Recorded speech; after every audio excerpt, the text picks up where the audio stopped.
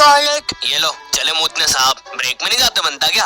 वो sir break में अजीब सी चीजें होती है टॉयलेट में। ये क्या? ये बैटल तो बड़ी खतरनाक लग रही है। चड्डा, मैं तुम्हें चुनता हूँ। चड्डा चड्डा चड्डा चड्डा एक रॉक टाइप पोकेमॉन जिसका बाप ऑटो चलाता है और ये भाटे मार के लोगों के सर फोड़ देता है। पागल सगाई का। ये चड्डा को कैसे हराएगा? अब इसको क्या होगा? पापे, मैं तुझे चुनता हूँ। पापे एक पंजाबी गैस टाइप पोकेमॉन जो कि मूली का पराठा खा के इतनी जहरीली ठुस्सी मारता है कि पूरी दुनिया खत्म हो जाए। पापे एटॉमिक गैस ठुस्सी। चड्डा चड्डा क्या करूं? मुझे नहीं पता भाई, मेरे तो बीवी बच्चे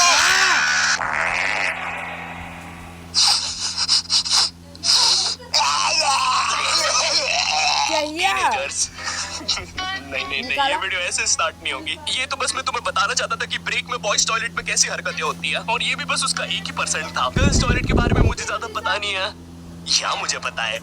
नहीं मुझे नहीं पता, या मुझे। मीनवाइल इन गर्ल्स टॉयलेट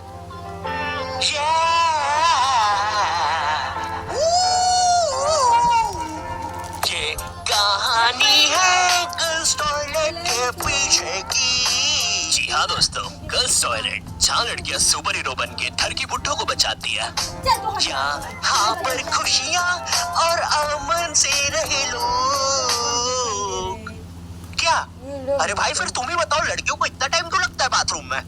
छोड़ो यार, मैं वीडियो स्टार्ट करता हूँ। टीनेज, जब बच्चा अपने आप पर ध्यान देना शुरू करता है, वो कैसा दिखता है, उसके बाल कैसे है, वो क्या पहनता है, और जब उसे पता चलता है कि उसका तो सब कुछ ही बर्बाद हो रखा है। मुझे याद है 8th 9th में मैं अपने पूरे बाल खड़े करके स्कूल जाता था, बिल्कुल टेक्टन 7 की ये जिन कैरेक्टर की तरह। तेल पानी लगा के स्कूल निकल जाता था। स्कूल पहुंचते पहुंचते बालों का ऐसा रबड़ी नूडल बन जाता था। खैर ये फिर भी अच्छा लग रहा है क्योंकि ये रोनाल्डो है, मैं रोलेंडो लगता था। स्कूल यूनिफॉर्म में ना मेरी माँ ने मेरे को बचपन से बड़ी पहनाई है, और ऐसा भी नहीं कि 1-2 नंबर बड़ी, सीधे 4 या 5 नंबर बड़ी। स्कूल में जो बच्चे होमवर्क करके नहीं आते थे ना, वो मेरे अंदर आके ही छुपते थे। इतने बड़े कपड़े। चुप रे भाई, बहुत जगह है यहाँ पे। तो अरे तुम दोनों?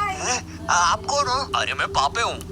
पापे, अब तू तो 4 दिन से लापता है ना? अपने बाहर तेरे पोस्टर्स देखे। 4 दिन? मुझे तो यहाँ पे 40 साल बीत चुके हैं। देखो इसकी यूनिफॉर्म के अंदर टाइम बहुत तेज चलता है। बाहर भले ही 4 दिन ही हुए होंगे, लेकिन यहाँ मैंने 40 साल जी लिए हैं। मैं जब अंदर आया था मैं भी तुम्हारे बराबर का ही था। माँ को देखे आज 40 साल हो चुके हैं।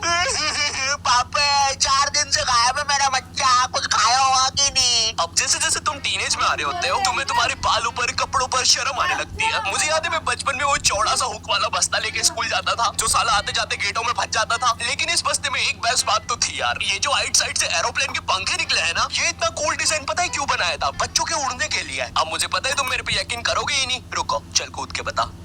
भाई पक्का नहीं? मुझे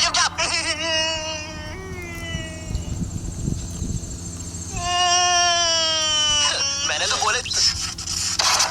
अरे बाप रे, अब तो लाइट चली जाएगी। मुझे अपना फोन चार्ज पे लगाना चाहिए। टीनेज में ना तुम्हें तुम्हारी इमेज की बहुत ज्यादा परवाह होती है, लेकिन तुम्हारे माँ बाप को उससे घंटा फर्क नहीं पड़ता। उनके लिए तुम अभी भी रात में छुप के सूखा बॉर्नविटा खाने वाले बंकू हो।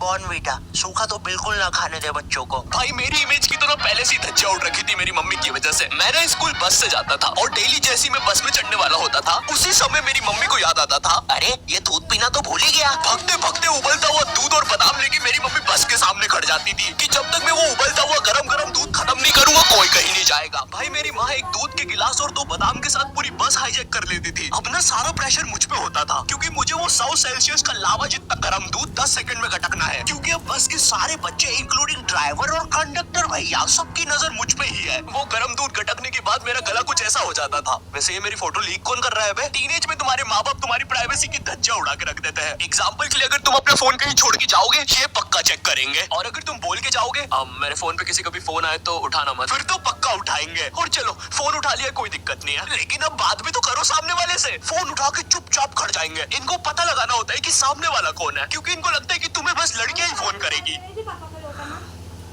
हेलो, ये कौन लड़की फोन कर रही है तेरे को? मेरा मम्मी आकाश है, ध्यान से सुनो। तो इसकी आवाज लड़की जैसी क्यों आ रही है? क्योंकि दिमाग में लड़की घुसा के रखी है आपने, और लड़की बोल के उसकी अलग बेइज्जती मार रहे हो।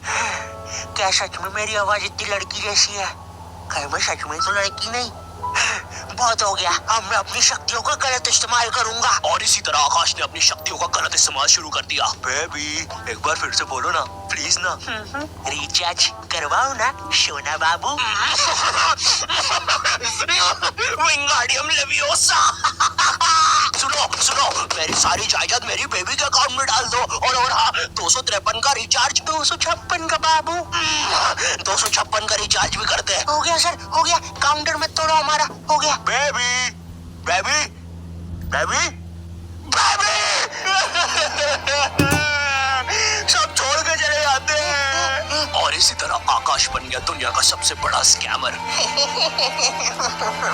ये ऐसे क्यों हंस रहा है? मुझे क्या पता, शायद जो नशे अभी हम करने वाले हैं उसने पहले ही कर लिए होंगे। तो तेरी गर्लफ्रेंड नहीं है फिर? नहीं है, बोला तो सही। ठीक है, जा।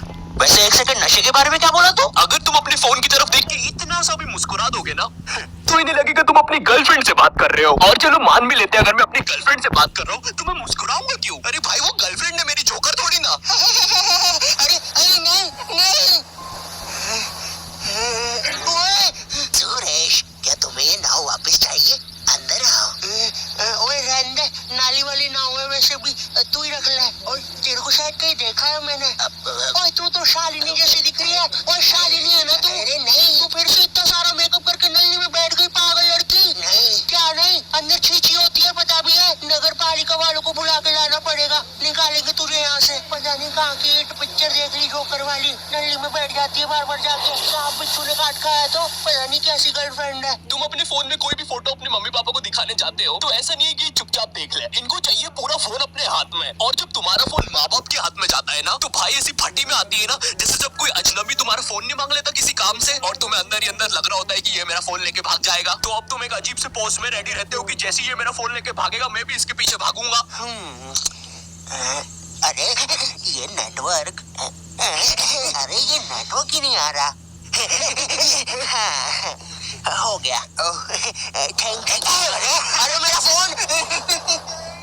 वो तो मेरा ही आदमी था।